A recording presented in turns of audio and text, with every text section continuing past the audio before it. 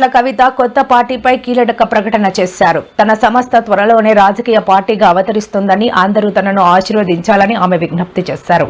శాసన మండలిలో ఆమె మాట్లాడుతూ తెలంగాణ జాగృతి రాజకీయ పార్టీగా మారబోతోందని, రాబోయే ఎన్నికల్లో తప్పకుండా పోటీ చేస్తామని ప్రకటించారు. ఖచ్చితంగా గొప్ప రాజకీయ శక్తిగా ఎదుగుతానని ఆమె ధీమా వ్యక్తం చేశారు.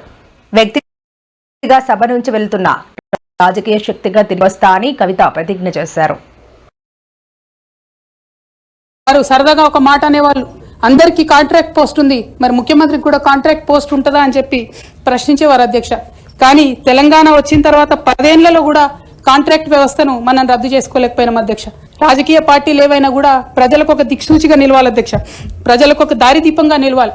పార్టీలోనే అంతర్గత ప్రజాస్వామ్యం లేకపోతే రాష్ట్రంలో ఎట్లా ప్రజాస్వామ్యం ఉంటుందనే విషయాన్ని కూడా మనందరం గమనించాలి. కాబట్టి ఈ మాట చెప్తా ఉన్నాను అధ్యక్ష. ధర్నా చౌక్ రద్దు చేయడం అనేటటువంటిది ప్రజాస్వామిక హక్కుల్ని కాలరాయడంలో మొదటి మెత్త అధ్యక్ష.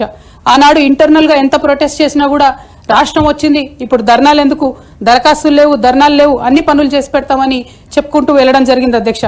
అట్లానే రైతులకు జరిగినటువంటి అక్రమ అరెస్టులు అధ్యక్ష, ఇవాళ ఒక్కొక్క దగ్గర నుంచి రైతులు మాట్లాడుతూ ఉంటే బాధ తట్టుకోలేకపోతున్నాం అధ్యక్ష. అదేవిధంగా పార్టీలో జరుగుతున్నటువంటి అవినీతి అధ్యక్ష, ప్రభుత్వంలో జరుగుతున్నటువంటి అవినీతిని ఎప్పటికప్పుడు నేను వారి దృష్టికి తీసుకెళ్లడం జరిగింది అధ్యక్ష. అమరజ్యోతి నుంచి మొదలు పెట్టుకుంటే అధ్యక్ష, అంబేద్కర్ విగ్రహం దగ్గర నుంచి మొదలు పెట్టుకుంటే అధ్యక్ష, సెక్రటేరియట్ నుంచి మొదలు పెట్టుకుంటే అధ్యక్ష, కలెక్టరేట్లలో కూడా తీరని అవినీతి జరిగిన మాట ముమ్మాటికి వాస్తవం అధ్యక్ష. దీనికి పెద్ద ఉదాహరణలు సిద్దిపేట, సిరిసిల్లలో కట్టినటువంటి కలెక్టరేట్లు 2 వచ్చినటువంటి మొదటి వర్షానికే 2 కూడా మునిగిపోయినాయి అధ్యక్ష. ఆ విజువల్స్ అందరం కూడా మనం చూడడం జరిగింది. ఇక ఒక పక్క నిజం మాట్లాడి తల్లిగారింటి నుంచి ఒక అవమాన భారంతో ఇంటి పార్టీ నుంచి నేను ఇవాళ అన్ని బంధనాలు తెంచుకొని బయటకు వస్తా ఉన్నా. అది కేవలం నా ఆత్మగౌరవం కోసం జరుగుతున్న పోరాటం. ఇది నాలాగా తెలంగాణ ఆడబిడ్డలందరికీ కూడా రేషం ఎక్కువ. మనం ఎవరి మీద ఆధారపడం, ఎవరినేమి అడగం. కానీ అవమానిస్తే మాత్రం చూస్తూ ఊరుకోము. అత్యంత అవమానకరంగా నన్ను పార్టీ నుండి బయట పంపినారు. ఖచ్చితంగా నేను ఈ రాష్ట్రంలో ప్రజల పక్షాన నిలబడి పనిచేస్తాను.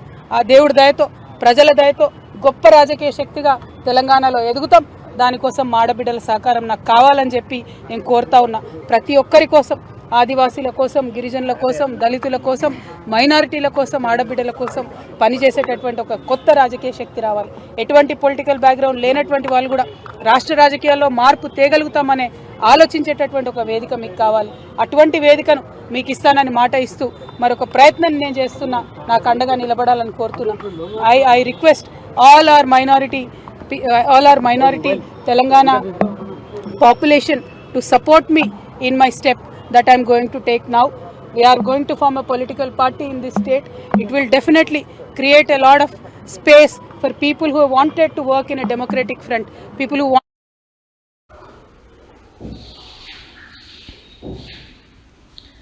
దేశ రాజధాని ఢిల్లీలో దారుణమైన సంఘటన వెలుగులోకి వచ్చింది.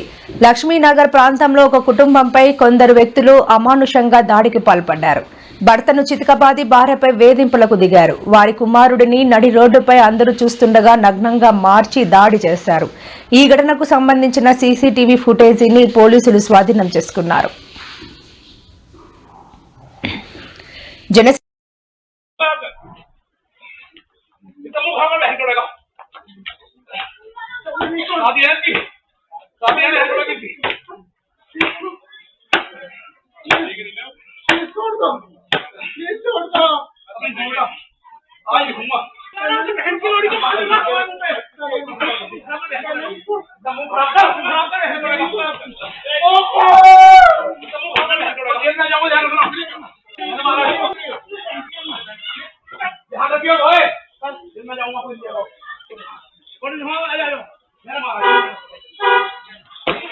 జనసేన పార్టీ అధిష్టానం సంచలన నిర్ణయం తీసుకుంది. తెలంగాణలో జనసేన కమిటీలను రద్దు చేస్తూ వాటి స్థానంలో అహడ్ హాక్ కమిటీలను నియమించింది.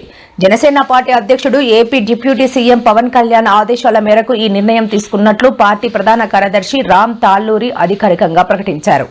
ఈ మేరకు జనసేన పార్టీ ఎక్స్ అధికారిక ప్రకటన చేసింది. తెలంగాణ రాష్ట్రంలో జనసేన పార్టీని క్షేత్రస్థాయిలో మరింత బలోపేతం చేసేందుకు పవన్ కళ్యాణ్ సూచనల మేరకు కమిటీల్లో మార్పులు చేయాలని నిర్ణయించినట్లు తెలిపింది.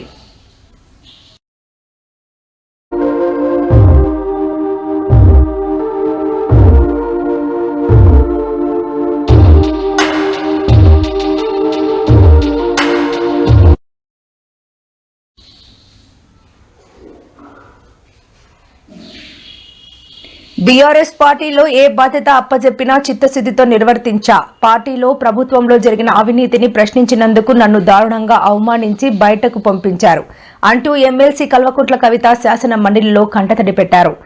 మాజీ ముఖ్యమంత్రి బీఆర్ఎస్ అధినేత కేసీఆర్ చుట్టూ ఉన్న కొంతమంది నాయకులు తనను ఎన్నో సందర్భాలలో అవమానించారని చెప్పారు.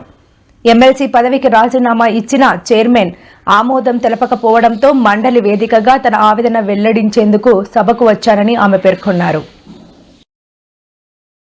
మరి ముఖ్యమంత్రికి కూడా కాంట్రాక్ట్ పోస్ట్ ఉంటుందా అని చెప్పి ప్రశ్నించేవారు అధ్యక్ష. కానీ తెలంగాణ వచ్చిన తర్వాత 10 ఏళ్లలో కూడా కాంట్రాక్ట్ వ్యవస్థను మనం రద్దు చేసుకోలేకపోయినాం అధ్యక్ష. రాజకీయ పార్టీలు ఏవైనా కూడా ప్రజలకు ఒక దిక్సూచిగా నిలవాలి అధ్యక్ష, ప్రజలకు ఒక దారిదీపంగా నిలవాలి. పార్టీలోనే అంతర్గత ప్రజాస్వామ్యం లేకపోతే రాష్ట్రంలో ఎట్లా ప్రజాస్వామ్యం ఉంటుందనే విషయాన్ని కూడా మనందరం గమనించాలి. కాబట్టి మాట చెప్తా ఉన్నాను అధ్యక్ష. ధర్నా చౌక్ రద్దు చేయడం అనేటటువంటిది ప్రజాస్వామిక హక్కుల్ని కాలరాయడంలో మొదటి మెత్త అధ్యక్ష. ఆనాడు ఇంటర్నల్ గా ఎంత ప్రొటెస్ట్ చేసినా కూడా రాష్ట్రం వచ్చింది, ఇప్పుడు ధర్నాలు ఎందుకు, దరఖాస్తులు లేవు, ధర్నాలు లేవు, అన్ని పనులు చేసి పెడతామని చెప్పుకుంటూ వెళ్ళడం జరిగింది అధ్యక్ష. అట్లానే రైతులకు జరిగినటువంటి అక్రమ అరెస్టులు అధ్యక్ష. ఇవాళ ఒక్కొక్క దగ్గర నుంచి రైతులు మాట్లాడుతూ ఉంటే బాధ తట్టుకోలేకపోతున్నాం అధ్యక్ష. అదేవిధంగా పార్టీలో జరుగుతున్నటువంటి అవినీతి అధ్యక్ష, ప్రభుత్వంలో జరుగుతున్నటువంటి అవినీతిని ఎప్పటికప్పుడు నేను వారి దృష్టికి తీసుకెళ్లడం జరిగింది అధ్యక్ష. అమరజ్యోతి నుంచి మొదలు పెట్టుకుంటే అధ్యక్ష, అంబేద్కర్ విగ్రహం దగ్గర నుంచి మొదలు పెట్టుకుంటే అధ్యక్ష, సెక్రటేరియట్ నుంచి మొదలు పెట్టుకుంటే అధ్యక్ష, కలెక్టరేట్లలో కూడా తీరని అవినీతి జరిగిన మాట ముమ్మాటికి వాస్తవం అధ్యక్ష. దీనికి పెద్ద విధంగా వాళ్ళకి హెల్ప్ చేయలేకపోతే ఒక పక్క నిజం మాట్లాడే వాళ్ళను, సూటిగా మాట్లాడే వాళ్ళను, ఉన్నట్టు చెప్పే వాళ్ళను రిస్ట్రిక్ట్ చేయడమే కాకుండా అధ్యక్ష ఉద్యమకారుల విషయంలో తీరని నిర్లక్ష్యం గురైంది అధ్యక్ష. అనేక సందర్భాల్లో నేను పార్టీ నాయకులని, పెద్ద నాయకులు గర్వంగా మనం చెప్పుకుంటున్నాం. ఉద్యమకారులు కాన్స్టిట్యున్సీకి 1000 మంది కూడా ఉండరు. ఆ 1000 మందిని పట్టుకుంటే ఇంకో 1,00,000 మందికి ఎక్కువైతుంది.